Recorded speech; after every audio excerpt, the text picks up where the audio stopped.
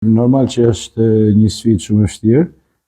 Dinamo ka një ekip të mirë, një ekip që pretendon, por e shoh që janë tremën, si Ignatja, si Dinamo, mënyra se si ato komunikojnë mes neshjeve, në intervistat, konferencat për shtyp janë shumë tremën, sepse e dinë që ne jena këtu edhe jena më të mirë se ata. Po nuk do të jetë Bismarku, nuk do të jetë Droshi, pjesa tjetër është okej.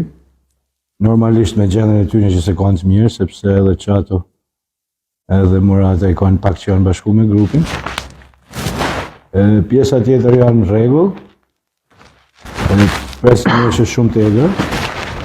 Pres një ndeshje që të harrojnë atë që mendojnë që në Shkodër luhet futboll i haptë. Të harrojnë nesër që mund gjejnë një atmosferë të tillë.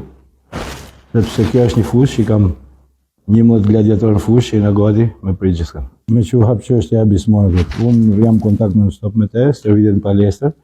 Ndan më shumë se na që tjetë fushën e lojës, sepse ai Vllaznin e konsideron si një ekip që duhet me dhënë maksimumin, por edhe si një ekip që tjetë trampolin për më ushqit jashtë shtetit. Më tepër si po e vun ai, nuk e vun asnjë. Ai para 4 ditëve ka bë injeksion në kavile.